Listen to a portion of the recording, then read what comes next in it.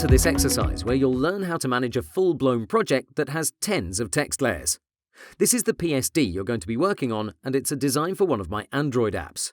Your task is to fix all these problems regarding font size, color, line height, positioning, and everything else that's type-related. This should take you roughly 15 minutes to complete, so set aside a bit of time and get to it. Here's a list of tasks to help you solve this exercise. 1. Install a font from Google Fonts.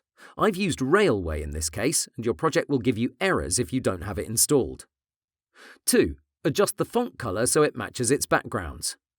3. Play around with the font size so all these headlines and paragraphs of text will look better. 4. Check the line height, aka leading, and increase it where you deem appropriate. 5. Center, align, and position these text layers correctly. Take this button as an example.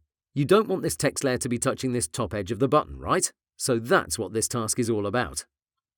6. Improve the typography however you see fit. This is an optional task, but if you think you can do anything to improve this design, go for it. Okay, please pause the video and start working on the project. In the next lecture, I'll show you how I'd approach it, but please try it out for yourself.